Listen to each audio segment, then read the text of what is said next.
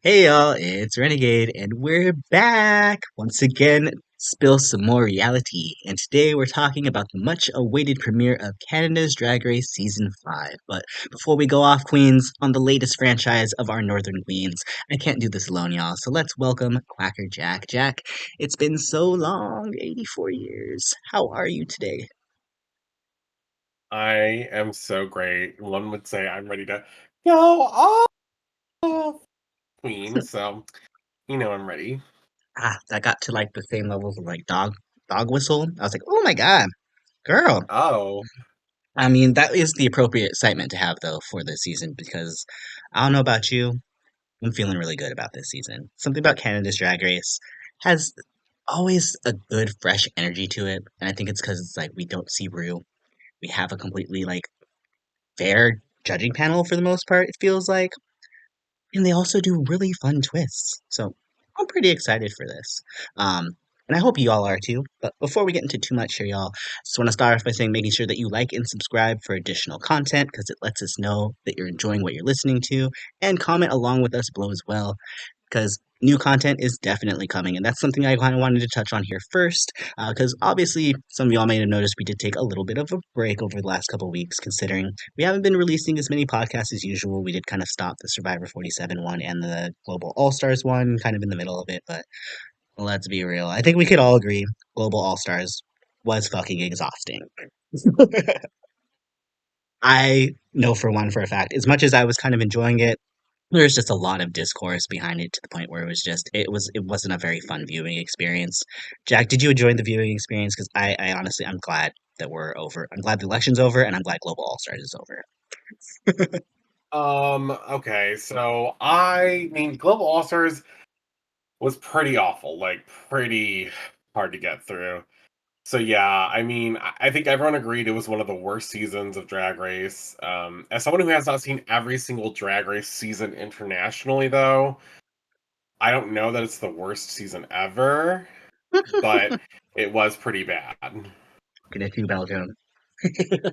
Oh, we just finished Belgium one. It was an experience.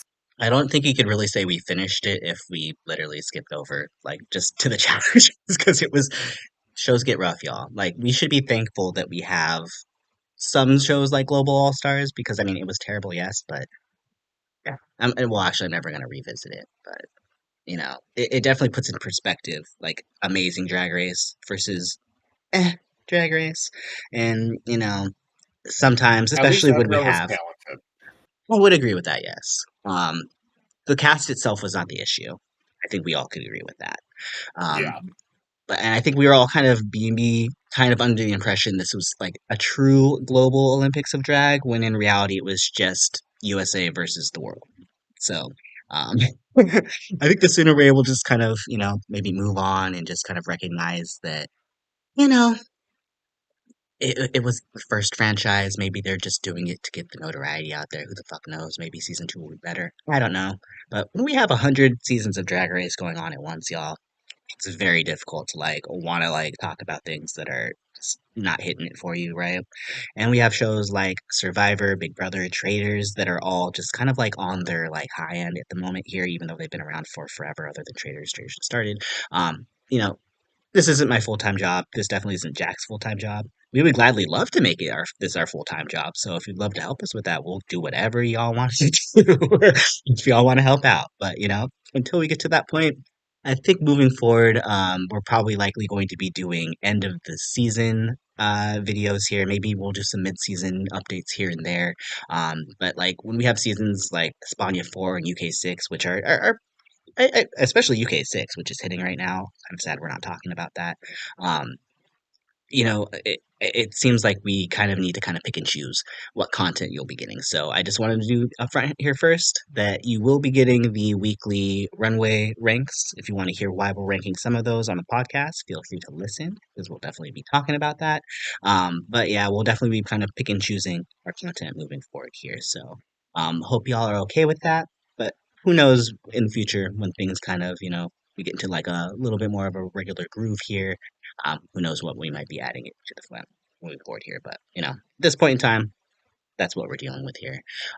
But, as far as things go here, I could not imagine us not doing a podcast for Canada's Drag Race season 5. Like I said, Canada for me has always been that international franchise that's always kind of hit. Uh, Jack, what are your thoughts overall on Canada? Do you love it as much as I do? Is it at least in your top four?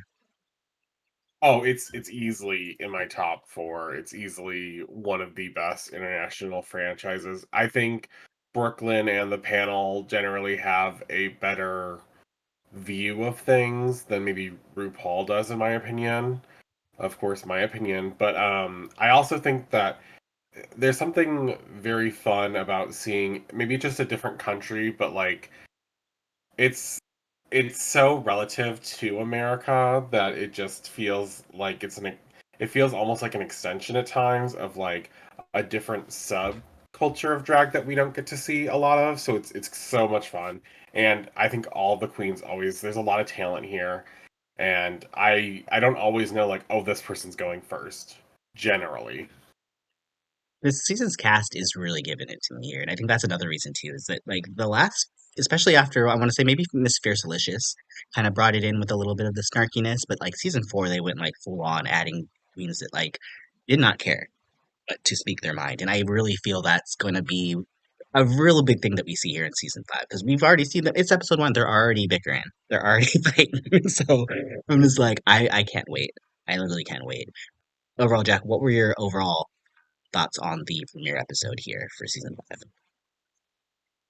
I love that they are doing these judging's first impressions. I love the twist of the roses and the thorns. I thought that was very fun. Canada always keeps us on our toes, which is really fun, but it doesn't feel like it's like too much strategy to the point where like someone might just get like the bad end of the deal and then have to go home because of it, because of like one bad week. It sounds like you actually really get a chance to really show your stuff, and it gives everyone at least a second chance, which is really fun. Really fun. And I think a lot of things that for me that really work about this premiere too, and I don't think they explicitly say it, and we can kind of talk about the twists here at the top of the show because basically what happens here, it's a real much to take on the season 4 opening that they had last season where they were doing like the pageant ball and then they had like a little performance in the middle and then they would come back with the final runway and then kind of judge everybody based off of that. But in this particular episode, they kind of want to make sure that I think they want the early front runners to know that they're the front runners, and they want the people that maybe need to step it up a little bit to know, hey, we're giving you another chance here. So I think that's why we had the roses and the thorns, because it really kind of allows everybody to get a spot in the game without it kind of know where they fit in the cast without I would say like doing what season 13 did and just going out right and saying okay you are the winners and you are the losers and none of the losers have a chance. I think more than likely at least one of these three could possibly have a growth arc to the point where they could get to the end, and I think that's really kind of a valuable thing. Like you said, like giving them their first impression and not eliminating for it right away. And I think that just shows that they kind of care a little bit more about their cast and wanting them to succeed. So I thought it was a lot of fun. Overall, Jack, did you have any standouts from the queens before we get to like the actual performances? Did anybody stand out with you among the cast for their anything that was happening in the workroom or personality wise or whatnot? Yes, I love a bitch who like talks some shit. So I was really feeling Xana. Um, Yes. I I could not get enough of her just like talking shit to people. I was like, okay, but that's me too, so like go off. I obviously Michaela Couture I think is one of the few people that is got a really big like we're looking at you because she has the history with the drag race. Um Sangina, of course, because she was shedding some tears. You kind of felt bad for her. I don't know. I think she was too much in her head because I think she did way better than what she thought she did. And I don't know why the girls were coming for her as the possibility of the thorn because I didn't see it. Me neither. Um, They were so shady towards her, and I was like, "Girl, like y'all are just trying to make Sanjana have a moment," and they yeah, got their I moment. mean, But I mean, it was like we can get into it later, but yeah. So those are the three that like really they all stood out for like a different reason, right? Like mhm. immediately in my mind. I definitely agree. And I'd also throw Jalen in that mix here just because there's something about this group right now that is giving me the strongest Philippines 2 cast energy here. And I could literally see them possibly this being another situation where all three of our trans girls get to the end. And I'm like, I would love it. I would love all three of them to get there. They have such a fun relationship already. And I'm like, it's clearly for me. Ooh, I do think we're probably likely going to get a trans winner this year. I'm very much here for it. But Xana as well too is giving me Canadian plain Jane, but with so much more bite, and I'm think I'm living for Xana as well too. Hopefully she'll be able to kind of last along as much plain Jane did here, to give us the drama. I think she can, but we'll kind of see. I definitely love the competitive energy between these girls, and I definitely think we're going to see a lot of disagreements this season. So excited, very excited. Um, well, let's go ahead and talk about the performances overall for the premiere. Because again, in this episode, they had three different tasks. They were judged on their entrance looks, their performance in the Go Off Queen music video, and they showed off their You Oughta Know Me best drag looks on the runway. Now, after making their first impressions, the judges decided to give their top three picks of a Rosebud, or their top three picks, the Rosebud, while their bottom three are given thorns. So when everything shakes out here, our tops end up being Jalen Time, Michaela Couture, and the Virgo Queen, while Perla, Terranova, and Tiffany and Co. are given the thorns. Let's talk about the tops here first, Jack. Do you agree with this decision? I think all of the girls in the top definitely had strong overall in almost every single category. So I agree with it. I think that there I was a little like not sure if Jaylene was going to be up in there, but if it wasn't her, I'm not sure who it would be necessarily. I mean, you could make a case for Xana, in my opinion. You could make a case for maybe I don't know, Sangina, maybe. Like it's hard to make these choices, right? Because you're looking at all three categories, but I think overall it was pretty good top three. Mhm.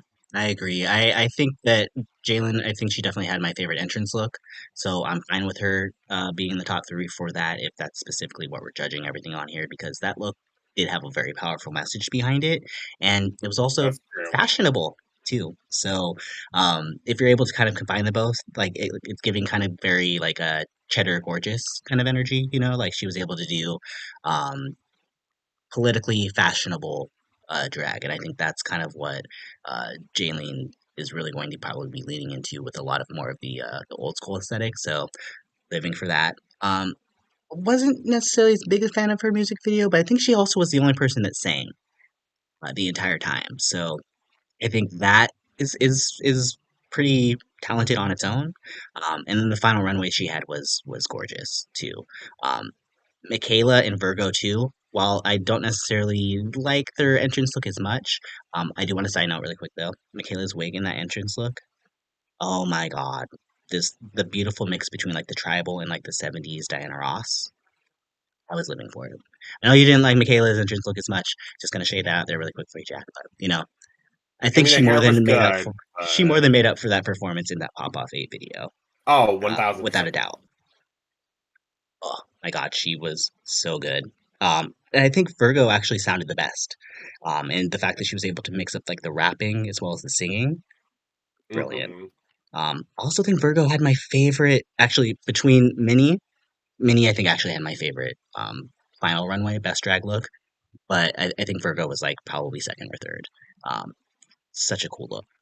I just don't know if this is something that really screams her to me, because I don't know about you, but it felt like when she was like describing the look, she didn't really know what she was going for, so it felt like maybe someone made this for her. But whoever it was, pay that designer well. Clearly, it's not Nina West's designer, so go Oh, off, Virgo. damn, go off. um, but yeah, I don't know if I could really replace anybody else because I think these are definitely the three that did the most consistent in all three categories. I think some other people might have had a high here and there. I don't know if anybody was as consistent as these three, so I think I agree with it. Um, as far as the bottom, so Jack, do you agree with it being Perla, Terranova, and Tiffany? No, Ooh, well, I think I no, know just why. no. First of all, the girl that was safe that needed to be in the bottom, in my opinion, like I think she had a strong entrance look. But her performance in the challenge was my least favorite by a mile. And she had a pretty strong runway look as well. But oh my god, I that performance, baby, that was bottom of the barrel, not even scraping. That was like the other side of the barrel bottom kind of thing. Like you didn't even want it to touch the inside of the bottom of the barrel. Like you were like, ooh. It was the worst thing I had seen. Like that whole Utica God loves you, be who you are thing is like cute for a minute, but then it was like the whole time, and I was like, you were slow, you didn't do much other than show face. The camera work they gave to you to give you so much extra that they didn't give to the other girls like that. Girl, bye. Oh my God, she got the best editing in that whole music video for sure. All right. It was embarrassing. I was like, this editing is covering up so much. That was bad. And I don't think she has bad drag or anything like that. I just think this performance was so bad she deserved a bottom three placement. I think Tiffany understandably could be in the bottom three for her entrance look, but I think her performance and her runway were better than um, other girls. So I could have seen her not in there. Terra Nova as being the girl that got placed there because of her entrance look. I'm confused because I didn't think hers was the worst. I thought Tiffany's might be bad, but Terra Nova was towards the bottom for me, so I guess I'm not mad about it. I just think that maybe there are other reasons she was there, like her "You Oughta Know Me" runway was pretty rough. So the fact that she got the workroom entrance thorn was crazy to me. But I think after like assessing everything, Tara deserving to be in the bottom. Perla, I'm not so sure about. They said the performance was bad. I still liked her lyrics more than I liked other people's. But to be fair, her looks weren't that great, so I can understand why she's there. I just, oh my god, need to be in there. I see what you're saying about the music video. I don't think with the other two categories there that I could put Uma in the bottom just because I do think the other three had some very glaring errors throughout the entire process. And I know you liked Perla's verse, and we were kind of talking about this earlier that you could have a really great verse and have a terrible performance, and some people will prefer that. Like I know you prefer that a little bit more. I would I prefer do. them having. I mean, I Alyssa Edwards had one of the worst verses in Global All Stars in that stupid "Don't Drag Your Dream" music video thing. I would still take her performance over half the girls that did that music video, just because it's, it's an energy thing. And just Hmm. Perla had no energy in that performance. It was just like she got so stuck in her head. Like she says that she's like what, like 5'4", 5'5". I don't know how small she is in stature. But she disappeared for me. Like I they could have tried to do whatever they wanted to do with Uma's, to try to get the editing down. I don't think there's any way they could have done that for Perla. Like she was just oof, no energy and just no excitement and just I also here's my thing too. If you're branding yourself as a fashion girly, but none of your looks hit, that's not a good sign. And I'm like, outside her entrance look, none of her looks hit at all whatsoever. So, um, yeah, I don't disagree with Perla being the bottom spot. Um, between the other two, uh, I can't even think. Tiffany. Actually, we'll start with Tara because I think she was a lot more easily to stick there in the bottom just because you could put her in for the entrance look. I don't necessarily hate her entrance look as much. I do agree with you. I think I would have put Tiffany there in the bottom for the entrance look, but Tara also didn't really stand out in any of the either two parts. I think she did kind of stand out a little bit in the music video. I really liked her outfit there. But like I think she had a rough spot going first because everybody after her felt like most people after her felt like they had a lot more energy to compare to her to. So they also have a lot of like underdog storyline here set up for Tara, so wouldn't surprise me if that's where they're trying to go with her. But yeah, I agree with her being the bottom three. Tiffany, I also agree. She had my least favorite entrance look. I don't really know if I liked any of the other two looks that she had as well either. Like I literally can't remember either of them. And while she I did love have Tiffany's runway. I can't remember it. Like I literally can't remember it. It's the Britney Spears runway. I literally cannot How remember do you it not at know all. it? It's the Britney Spears runway. I Oh, can't okay, believe yeah. it. Well, it's And more her verse like was really good. you know who it is. It's giving me more. It's more giving me Lemon Design Challenge in Canada versus Okay, World that's 2 than it fair. is Britney Spears. So, um, yeah, Why not them? I don't, because Tiffany ain't giving me Britney. Like, you know, it takes a lot. Like, as much as people want to give Britney shit, and they used to give her a lot of shit, it takes a lot to do the things that she was doing. Like, there's a certain amount of sexiness and charisma, and it also has to mix in with a little bit of, I think, talent and mystery as well, too, that I think Britney has. And I don't think Tiffany really has any of those. I don't find her very charismatic. She kind of is coming off a lot more mean girl, rude for me here, uh, which I'm fine with. Like, go ahead and have an attitude and cause some drama. I'm fine with that. But like charisma, I don't see it. I'm just I. There's a lot of things here with Tiffany that I feel like she's maybe. I feel like she's not as confident as she is, and she's giving a lot of bravado to make her seem like she's a little bit more than she is. But I will say that look that or the verse she had probably the most memorable portion of the verses when she's like, "Look at me, that gorgeous bitch," or whatever the fuck she said. I can't even remember the lyric off my head now, You were like, she has one of the most memorable. I don't remember what she said, but she has one of the most but memorable. Like you were like, she said, "Who the fuck is this gorgeous whore?" you To know what? We Tiffany watched it walking yesterday and through I the forgot to door. write it down. Okay, sorry. That was a great line. That was a great line. Thank you Yeah. for getting me there, girl. That's why I got you here to fact check me. So, yeah, I wasn't as impressed with Tiffany, but I do see that she has all three of them have potential. It's just I think they all kind of all stand from a little bit of confidence issues in a lot of way. And I think Tiffany's the only one who's kind of making up for that with a lot more bravado than I think she has. So, yeah, I think the bottom three was correct. I don't hate on Uma as much as you do, but um, what I do have to ask though is, do you think the top two was correct here? Because as we learn in premiere fashion, which is nowadays, no one actually goes home. So the bottom three just got a slap on the wrist, and Michaela Couture and Virgo Queen are announced as our top two for this week. Thoughts on that? Yeah, I definitely agree with this top two. I mean, Michaela killed it in that challenge. Virgo killed it in the challenge, and Virgo did a great job on the runway and the entrance look, honestly. She was overall like um she was like second, third, and fourth place in the different categories as I listed them. So overall that like averages her out like definitely in the top two. And I think she did an amazing job like really presenting herself, and she felt very forward. She felt like it wasn't so much that she was like given all the camera attention. It was just she was there. She knew who she was. She gave us a very good impression of herself. And Michaela was feisty. She had a lot of camera time. I knew that like she was someone to look for, and she is so confident in herself.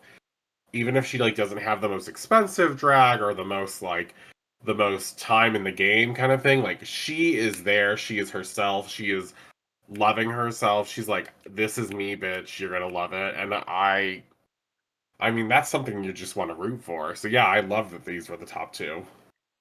Mhm. Virgo for me stands out as someone very unexpected.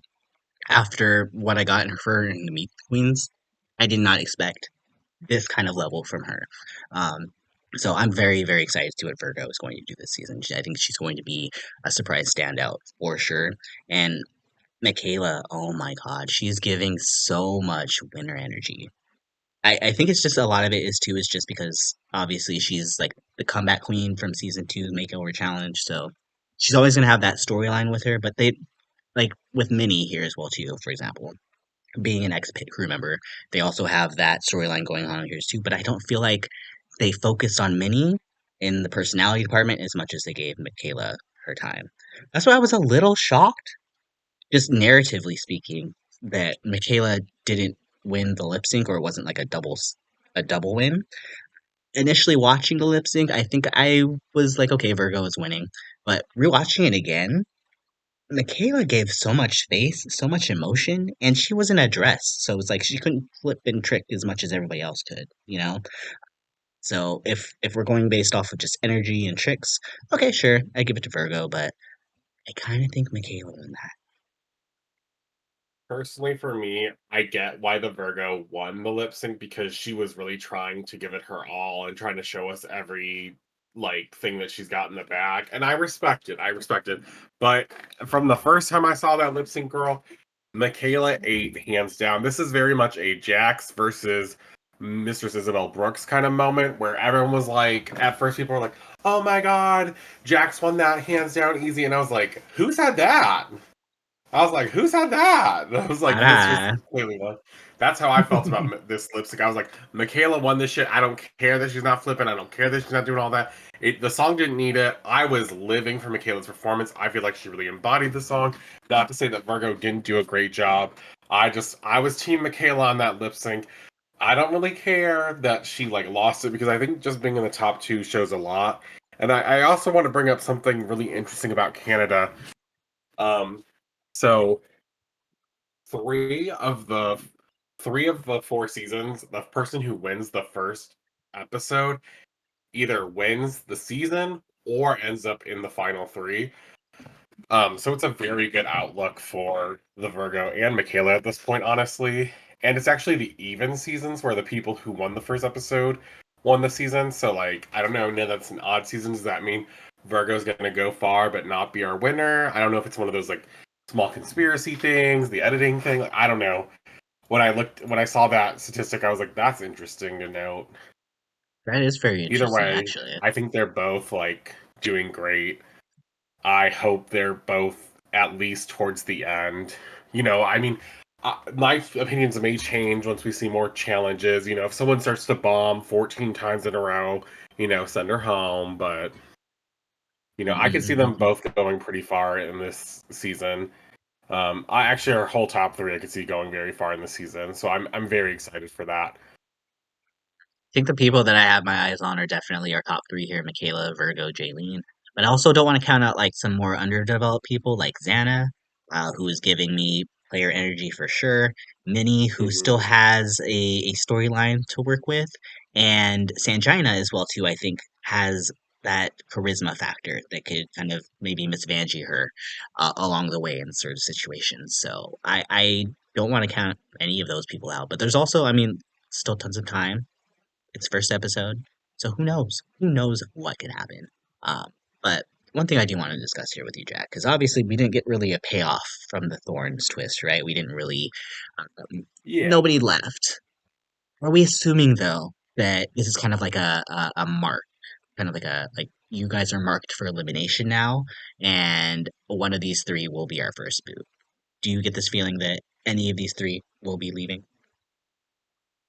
I think it's very possible. I also want to note that of the queens that are in the bottom, the next episode is an acting challenge. I don't think we necessarily see them as the strongest actors in the room. I think when we look at this, there's a lot of more like fashiony pop kind of vibes we get from these queens, so that could be a slight issue. I also want to note that I kind of had this feeling that, like, as much as I hate to say it, I don't want to curse anyone. I get the feeling that maybe Helena or Minnie might be going kind of earlier on as well. We didn't get much from them. Side note, I really did like Helena's performance. I thought she had a great verse and great time acting it out. But we didn't get much from either of them. And Minnie kind of feels like they're under editing her to the point where she's just going to kind of have an episode and then go home.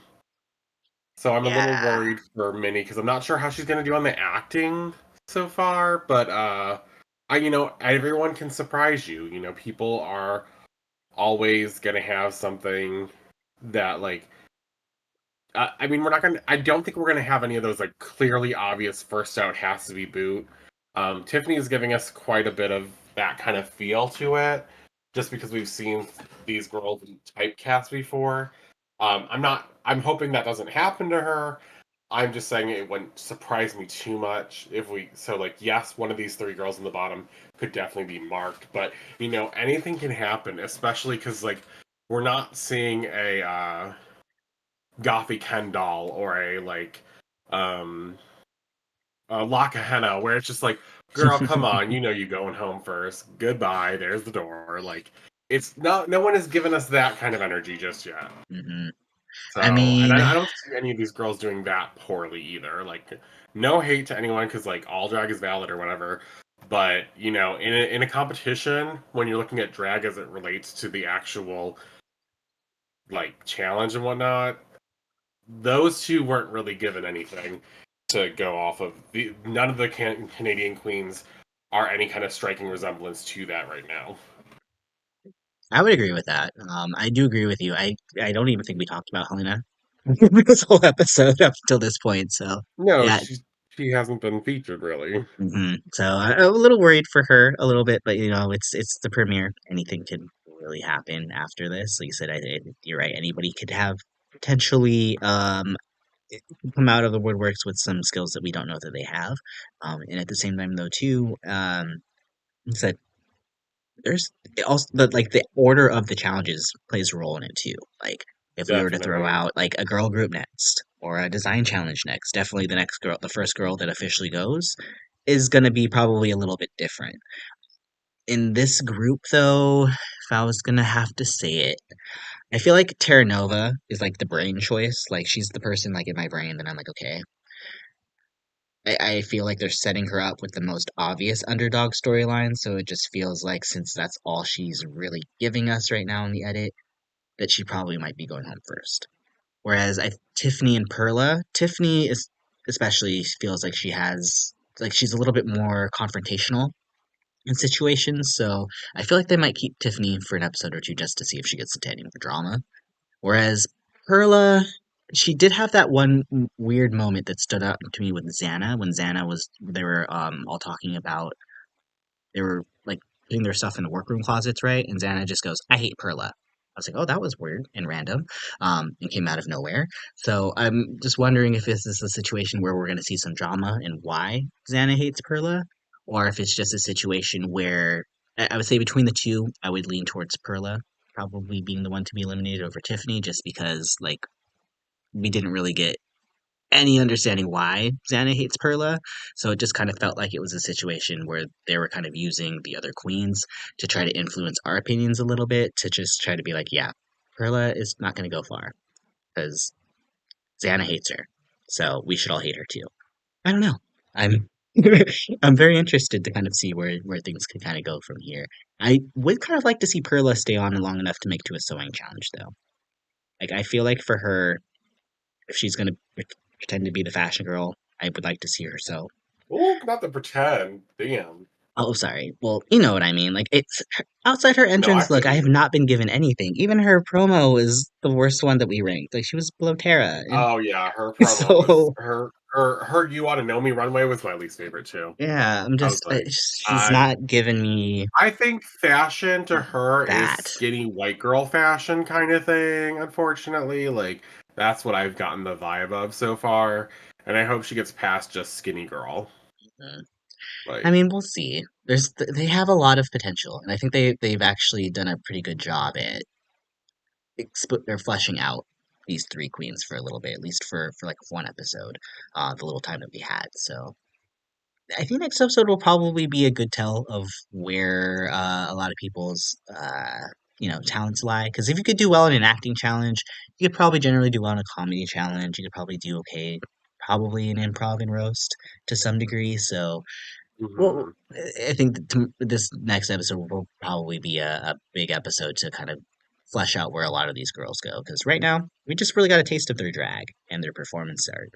We don't really know any of the special things uh, that we look for on a drag race season. So I will say though, I'm very excited for this season. Like I'm very hungry. I feel like I've been kind of starved. Like UK 6 was really good. Philippines 3 was amazing. Mexico Oh, 2 was great. But like I feel like when it comes to like our US franchises, our English speaking franchises outside of UK 6, I don't know if they've hit for me this year. Drag Race 16 was great, but that was so long ago. It felt like it's been millennium at this point in time. All Stars 9 was painful. UK versus the World 2 had a horrible ending. Canada versus the World 2 was amazing. So I will say that. So I yeah, that have was pretty good. I have a lot of faith here for Canada. and overall, like Canada 4 was the season that really got me back into Drag Race again. So 5 for me, I think, regardless how this turns out, I will be here for it every step of the way.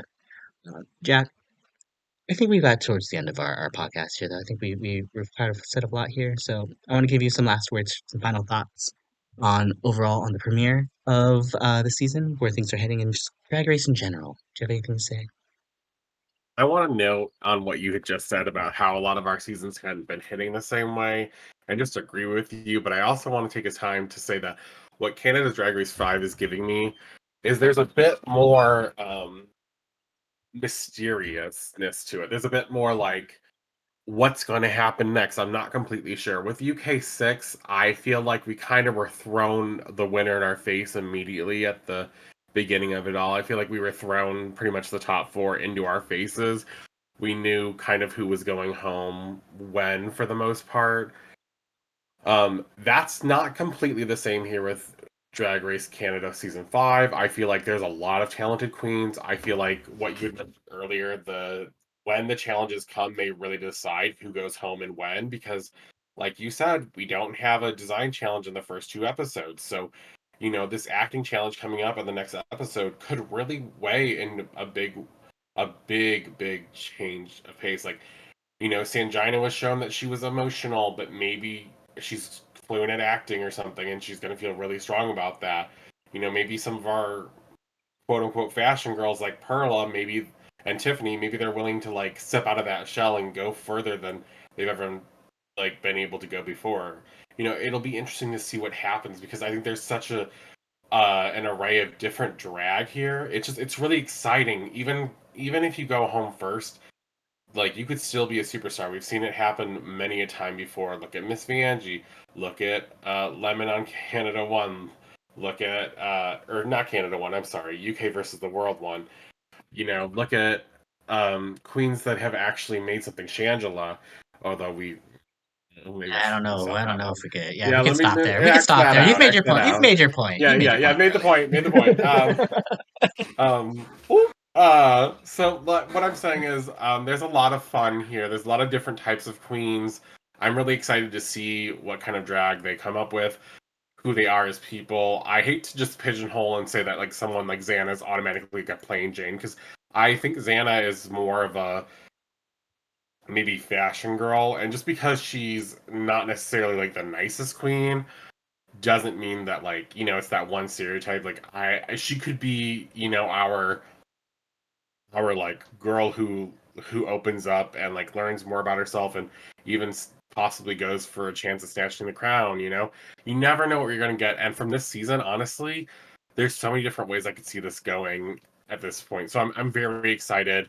I think Canada is once again delivering, which is kind of sad but amazing since Canada versus the world was great. And is Canada 5 going to be like the other great season of this year kind of thing? So I'm excited. I can't wait to see where this goes. Obviously, we have some early favorites we talked about, but I can't wait to see. I hope most of the girls do well. There is obviously I had that one hate towards Umaga's performance, but I'm sure she can like hit out an acting challenge. So anything is possible with these queens, and I'm excited to see where the season's going to take us.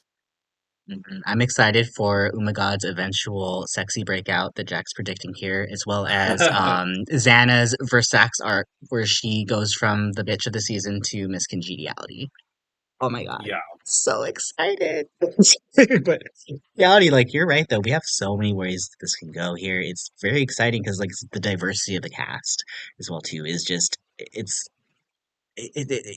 very hard to I feel like to find places that have this much diversity, especially in a lot of some of the international seasons, you definitely get a lot of these people mixed up with each other because they seem like they do a lot of the same things. I mean, even in US seasons, it's a little easy to kind of get some people confused here, but in this group, it really feels like everybody does have their own place, and it's going to be very exciting to kind of see what kind of shakes out of it.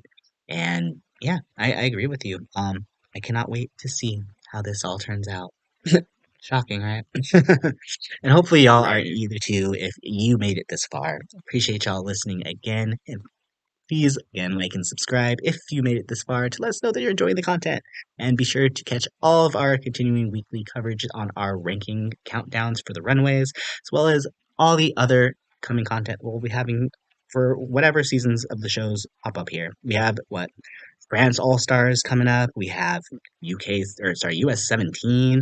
We even have Traders 3 on the horizon. So like I am just we are so blessed to be living in this time right now of just amazing reality TV content, and we'll definitely be there along the way, giving you our gay opinions. So, um, until next time, y'all, and on behalf of Jack, this is Renegade signing out. But remember, keep spilling that tea, y'all. Bye. Bye.